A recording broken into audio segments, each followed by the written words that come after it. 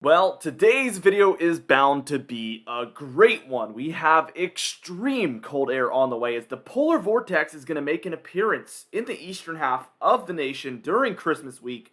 The perfect storm, speaking of the perfect storm, we do have an East Coast major snowstorm on the horizon, also just before Christmas to make matters even worse. And as a bonus today, as we've been talking about those things the past few days, we're also going to be talking about the potential for a major East Coast snowstorm the night of Christmas night into Boxing Day, the day after Christmas. So literally just after Christmas, we're going to have a snowstorm, and just before Christmas, we're going to potentially have a snowstorm as well. There is a whole lot going on over the next 10 to 15 days, just so much to talk about. Let's just dive into these current conditions real quickly. And as you can see, we have two major low pressure systems here, one across the north central United States, and then one here in the northeastern United States. And both of these are bringing wintry precipitation. So let's just dive into both of these, and then we'll get into the upcoming weather. We can see the swirl around this low pressure system. We can see it with our eyes here as these, what I would call snow showers, are moving across different states like the Dakotas, Nebraska, Minnesota, Iowa, Illinois, Wisconsin, and Michigan there. Mostly light to moderate snow showers here with this low pressure system. And it's very spotty. I would say the most persistent precipitation is happening here over the Dakotas, but there's definitely snow showers around in a big old radius around this storm. And the storm is located just over Minneapolis at this point. As we move on to our easternmost storm, we can see this one's a little bit more interesting and a little bit more intense. This is spreading snowfall all the way up through portions of Canada here, Montreal, Toronto, Sudbury as well there. We're seeing plenty of these bigger areas in Canada, seeing some of this storminess with this one. We're going to zoom into the United States portion of this storm, though. And as you can see for New York, Pennsylvania here, and mostly a lot of these higher elevation areas here, we are seeing snowfall across these regions here. Now, it's as you work your way through the Hudson River Valley there, that is where we're seeing some rainfall mixing in, and then also these more coastal, lower elevation areas of Connecticut, Massachusetts, Rhode Island, and coastal Maine as well. And here, where we're seeing a lot of this rainfall mixing issues as well with this storm, as this low is very close to the coast, so these mid to lower levels are very, very warm because that low is so close. We can even see some mixing again in the Hudson River Valley and then areas there near Binghamton as well. We can see that as we zoom into most of the snow areas, this is extremely heavy snowfall that is coming down for portions of northern Pennsylvania like Scranton and surrounding regions, as well as the Finger Lakes regions there of New York, in through the Catskills, where we're seeing some of the heaviest snowfall here actually in the Catskills. Right in here, we can see a lot of those blues popping up, and that is going to be basically whiteout conditions here. Very heavy snowfall with this major ongoing snowstorm. Also, the Adirondacks, a little bit lighter than the Catskills. We see these bright whites with a couple of speckles of blue there. That is going to be very heavy snowfall, maybe not nearly whiteout conditions like we're seeing in the Catskills. Now, throughout the mountainous regions of Vermont here, we are seeing moderate to heavy snowfall, and also across most of New Hampshire as well. We're seeing very, very heavy snowfall also in here. Earlier, it was the blues near Manchester, all the way up through Concord, and all the way up into Laconia as well. Maybe even approaching the White Mountains, but that has kind of died down as the hours went on towards more of those whites, which again is kind of the difference between heavy snowfall and whiteout conditions there. So this storm is going to keep happening for multiple hours and probably through the night tonight. We're going to talk about that on the model guidance a little bit later. Just a couple of other things. We do have some very light showery activity that is snowfall and rainfall depending on location for Texas and Oklahoma. And that's pretty much it. So what we're going to do here is we're going to move on and we're going to talk about the upcoming guidance, because there is so much to go over, including that polar vortex that's going to bring record cold temperatures. The two major snowstorms, and maybe even a few more. Certainly going to be a wild winter pattern we're going to find ourselves in. Now, here we are taking a look at our upcoming storminess, and we're just going to keep moving on with this. And as you can see, by the time we're reaching about 8 p.m. tonight, this low will be offshore, maybe right near the tip of Long Island there. And we can see that there is still snowfall happening throughout New England and Pennsylvania, as well as New Jersey and New York. So a lot of the Northeast still seeing snowfall with that snowstorm, very, very major snowstorm. Maybe not quite as major as what could happen around the 23rd of December, but it is still very major. And that's still lingering in through tomorrow afternoon. Here is a 988 millibar low pressure center, mostly just New England now seeing some of that snowfall throughout Vermont, New Hampshire, and Maine. And then as we move in towards Sunday morning, which will be December 18th, we're left behind with some snow showers, some lake effect snowfall, going to bring some major snowfall totals throughout the Great Lakes. But a much quieter pattern, much colder, much quieter. And that's what we're kind of left with until about here on Monday into Tuesday. That'll be the 19th, 20th time frame, and we start to see some development here along the Gulf Coast. And this is going to be energy piece number 1 is what we'll call it here. I know that's pretty far away from where the actual storm is located, but number 1 there. And this is going to sort of make its way out here. And this is going to be one of the bigger dictators in what happens with this storm, one of the contributing factors. And we're also going to see number 2 up here, our energy piece number 2, which is also going to make its way across the nation in some sort of way. And this is why this system, this upcoming major snowstorm, is so complex, because we have these 2 moving pieces, and both of them can move in at different, angles, different ways, different timings, and they can interact in different ways once they get close. And every little difference in all of those different factors will completely change the surface conditions that we see with this storm overall, which is just crazy to think about. And that's why this one is going to be so hard to pin down until the last minute. But rest assured, we will be going over it every single day until the storm does hit. So be sure to tune with us daily. You can subscribe to make sure you see those every day. Even that bell icon to get daily notifications when we do upload. Now let's keep going with this. We can see energy piece number 1 on this 0Z European model. Takes it right over Florida. This is not really debatable. We know it's going to move straight through the Gulf to begin things out. It's more after it crosses Florida where the question marks begin. So that's what happens with energy piece number 1. Energy piece number 2 is developing now, bringing heavy snowfall to Washington, Oregon, Idaho, Montana, Wyoming, all of these areas. And that's by Wednesday, very, very early on Wednesday the 21st.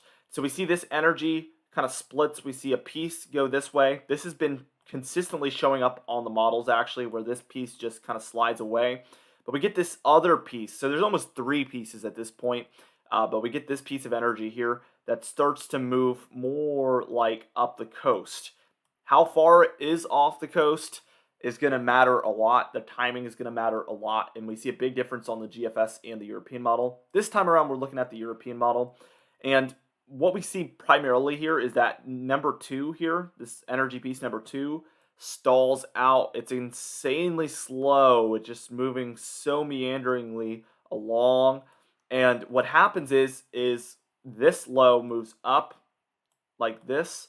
This low still has a warm front on its eastern end and a cold front underneath, as you can see. It's what's allowing some of this cold air to kind of dive in here, and what's allowing some of this warm air to move up along the coast. This is what would create more of an inland type storm overall once it's all said and done. Although we do see that by the time we're reaching about maybe Friday at about 2 or 3 a.m., it does all eventually come together over the mid-Atlantic, and we see cold air diving southward here with this storm. This is when the historic lows really start to make their way in, and we're seeing snowfall throughout the Great Lakes, the Ohio Valley, the Northeast, and portions of the Mid-Atlantic here, especially the further south and east you are. In the Mid-Atlantic, it's pretty interesting that the further north you are, the more chance at rainfall along the coast, but that is the case because we have this kind of elongated cold front here and then a warm front here on the eastern end. So that's why we're seeing some rainfall there for New England. Let me just zoom in here to give us a little bit of a deeper dive into this one. So again, this is what I'm talking about here. There's clearly a bit of a warm front here that's allowing this mixing to take place in New England. But we can see that it's snowing over areas like DC, Baltimore, even Norfolk there, and maybe even further south down the coast. It is snowing at this point while it's raining in the Delmarva, New Jersey, closer to that low pressure system. Very, very dynamic setup we have here. The heaviest snowfall, as you can see, according to this model run, is going to be for Pennsylvania, New York at this point, Maryland as well. seems to be the bullseye as of now, according to that model run. And then we just see this cold air really dive in. We're seeing snowfall well offshore of the East Coast. And now New England is finally seeing some of this snowfall. Still, though, New Hampshire, Maine, dealing with some mixing issues. Very, very interesting setup. And then we see it eventually move up and out. All right, now, total snowfall according to this model. Actually, we'll go over that in a minute. I think I have that set up for just a minute from now. So let me switch back to precipitation typing here. And as we can see, we get another piece of energy right here. So some snowfall here for the Rockies again, kind of the north central United States, and we're left behind with some very, very cold air. Now, as we kind of reach that Christmas Day time frame, this is the setup we're left with. Very cold air, like I mentioned before, in the eastern, central, and eastern United States. Record cold potentially here for a lot of these areas. And then we see a lot of warmth surging in for the west. This is a positive PNA pattern moving in, and this is about the coldest winter setup you could possibly imagine. And it's happening on Christmas Eve. Will be even colder, I believe. And then Christmas Day as well will be extremely cold. But I think Christmas Eve might literally be the peak of this cold air, in my opinion. We're still about 8 days away from this event, perhaps. But Christmas Eve does appear to be the coldest date here in this upcoming cool down, in my opinion. Now, we don't get far enough into this model run, but we're going to take a look at the GFS, which does get far enough in. But we see this storm system kind of charging down here in the Gulf. We see the cold air, the jet stream doing about like this. So with this historic cold, we see a storm start to try to move along that jet stream just like this. And this would bring potentially snowfall to areas that typically do not see snowfall.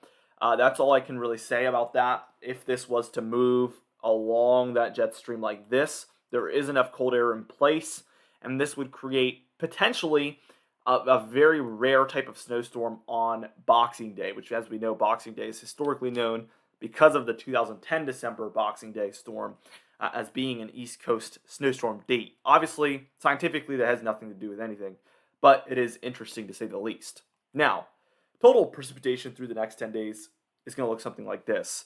Your whites, practically no precipitation. Your grays, 1/10 of an inch or less. Your greens, 1/10 of an inch to 1/2 an inch. Blues, 1/2 an inch to an inch. Your yellows, 1 inch to 2 inches. Reds, 2 to 5 inches there. And then your browns, 5 to 10.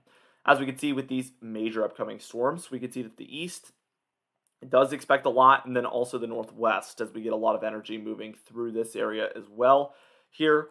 And let's just take a look at that snowfall with this storm. This is actually both storms combined, so the ongoing one plus the major one. And as you can see, this particular model run, which I don't want anybody to panic, does not include anywhere in here receiving snowfall. Coastal areas do not do well on that European model run that we just saw. Now, we have, tens and tens, I don't know the exact number, but probably like 50 model runs to go until the actual event occurs. It might be a bit less than that, but there is multiple model runs to come, and we have seen these jumping all over the place. I mentioned as a preface in the beginning of the video that we really expect multiple moving pieces to dictate exactly what happens with this storm.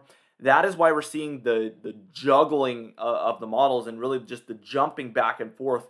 And it is going to take a while. Probably, I would say, what to watch for is we're going to know a lot once those actual pieces of energy have developed, and then they can get guidance and get information about those storms and see how they're moving compared to what the models expected. Then they're going to put that information into the computer models, and the models will have a much better handle at that point. But that's not going to be about until the 20th or something. So we have a good 4 days until there's very, very solid guidance. Until then, it's going to be this juggling of the models, and we're going to just continue to ride along the roller coaster, basically.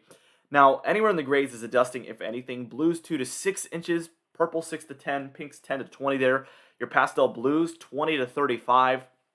And then your pastel pinks, like we see a lot of areas seeing in Pennsylvania, New York, Vermont, New Hampshire, and even up through Maine, and plenty there in Canada as well. That is going to be 35 inches plus. So certainly a lot of areas seeing 2 to 3 feet of snowfall over the next 10 days, including what's happening currently, which is very, very interesting. Now, the GFS model, this is the storm. Obviously, a little bit more underwhelming, but what we see that I find interesting is that we see all the areas that the European model is showing no snow actually getting the most here. So this is how far off we are with seeing agreement from these models. The European model showing basically, well, I guess they're both showing a storm, which is somewhat agreement, but they're, as far as what the storm does, we're seeing the opposite here. And it might jump back and forth a lot here throughout today's model runs. So yes, very, very interesting, a whole lot going on. Now, to show you guys that Christmas Day into Boxing Day snowstorm, let's take a look at it here. And this is the potential storm that we see, because remember, the cold air is in place and that kind of Gulf energy moves up like this. This could lead towards some snowfall here. Take this with a grain of salt. This is very far out, but certainly it seems possible that some very far southern areas could see a pretty major snowstorm. At least major as far as those southern areas go, I would say seems pretty good chance if the storm does occur. Again, grays are going to be a dusting, if anything. Blues 2 to 6 inches, purple 6 to 10 there, and then your pinks are going to be 10 to 20, which we see those pinks throughout portions of Alabama, Georgia, Tennessee, North Carolina, Virginia, even maybe touching Maryland there as well. Certainly a very, very interesting scenario here. And then for southern Texas, I mean, that is crazy, crazy stuff there. And throughout Mexico, you really can't make it up. This is crazy stuff we're seeing. But the cold is so crazy that I find, when I see a crazy thing like this, I think because we have the crazy cold, it's not that outlandish. Okay, because we know how deep that trough is going to be. We know how deep and unnormal that cold air is going to be. So some unnormal snowstorms might be possible. That is something to consider for sure. Now, as we take a look at the total snowfall throughout the nation over the next 10 days here, in the grays, again, a dusting, if anything, blues 2 to 6, purple 6 to 10, pinks 10 to 20, pastel blues 20 to 35, and then your pastel pinks 35 inches plus. So I want you to be able to find your area there and know how much you expect over the next 10 days, even if we didn't really focus too much on your area. Now, we're going to take a look at the temperature pattern according to the European model and the European ensemble model. By the way, look at the European model real quickly. Focus in on it. I'll give you guys a couple seconds here. And look at the European ensemble model here. That's the difference. Okay, it shows the exact same thing on hour number 1, except look at the resolution difference. Very interesting. I was looking at that earlier. That is a big difference in the ensemble versus the deterministic models, is that resolution change, which when you're looking at a long range outlook can actually help you more than you think. Let's go ahead and continue on with this. And we see that the cold front moves through. We start to see cold air really trickling in by Sunday, the 18th. But that big Arctic blast is charging here. The polar vortex is charging and getting ready to move into the eastern United States. I want to put a little disclaimer out there if you've been watching for a week or more, but I know there's so many new viewers that we've been getting, which I appreciate so greatly. But about a week ago or so, we were talking about the fact that the European model actually was showing cold in the west and warm in the east around the time that we now know will likely be extremely cold in the east and warm in the west. So the European model was totally wrong about the temperature pattern just about a week ago, but the European ensemble model, which is 50 different members, it's very similar to the European model, but it's 50 different models and all of those opinions put together, that one actually got it right. If you watched a week ago, it had the cold air moving into the east like it's expected to now, and it had warm building into the west. So that's why ensemble models are so much better to look at in the long range, and that's another reason why I think the European model should be taken with a grain of salt right now because of its handle recently on the cold air. So we're gonna pay attention to it, but we're gonna remember that as well. we're not gonna forget that either. So we see some warm air trickling in on the European model. It kind of has this warm bias, like I mentioned, that it's been having, and has a lot to do with the fact that the low is right here. The cold front is extending back like we saw, but it has a warm front over top, and that's what's allowing this warm, or at least seasonable air to kind of trickle in. We can see the polar vortex fully blasts in by December 23rd here on Friday. Those pinks in there, those solid pinks, is going to be 35 degrees below normal, which is just so significant. I can't even really stress that enough. And then the blues outside of those pinks, these deeper purplish blues, that's going to be 15 to 25 degrees below normal. That's already most of the eastern United States. So extremely cold air with that positive P&A developing here which is going to just continue to encourage this cold air to head eastward instead of towards the west. And then Christmas Day, as you can see, well, Christmas Eve here, like I said, is going to be the coldest for most areas here. Very, very cold on Christmas Eve morning. But Christmas Day is also going to be very cold, just not quite as cold like I mentioned before. We have deep cold air still for almost all of the eastern United States. And we end things out on December 26th here with very cold temperatures still, and that positive PNA looking like it's not going anywhere. Now, as we take a look at that ensemble model, this will get us a little bit further. But what's interesting here is we see the cold air move in the same exact way. So at the end of the day, the European ensemble model got it right, and the European model was completely wrong. But we see that we get a lot further here, like December 28th, we still see the cold air. And then eventually we get towards the 31st of December. We see this little itty bitty part of blue left. Everywhere else is orange. Now, this is an interesting point for me to mention, that the European model, all the way from the deterministic model here to the ensemble model that we're looking at now, all the way up to the weekly European model, which is even more averaged out, and it goes even further than this European ensemble model, all of them have a warm bias. They all tend to want to show warm if they don't really know what's going to happen. So if they start to all disagree and it becomes this like averaged outlook like we see here, because again, 50 different members, they all go in different directions with the forecast, that's going to make an averaged out, you know? It kind of works like this. My girlfriend weighs around 100 pounds. I weigh a little bit more than 200 pounds. So let's just call it 100 and 200. The average of us is 150, but neither of us weigh 150. Does that make sense? So this averaged outlook, it's not going to be like this. It's just some are calling for more than this and some are calling for less than this. And it averages to this, which isn't what any of them think is actually going to happen. That is the look we get. But it always has this little bit of a warm bias in the long range like that, where they're all a little bit too high with the temperatures. And it usually ends up lowering as we get closer. So I want us to kind of think about that as well moving forward in the upcoming pattern. But again, we will keep up to date with all of this as we continue to track things every single day like we always have and always will, hopefully. I can't say forever, but as long as possible. So be sure to subscribe, as we will if you want to tune in every day, as we will upload every single day. Also hit that bell icon for daily notifications so you never miss an upload. Also like the video if you did enjoy it. Leave a comment down below with your thoughts, because I love hearing from you guys so much. And I will see you guys in the next video, which will be tomorrow as always.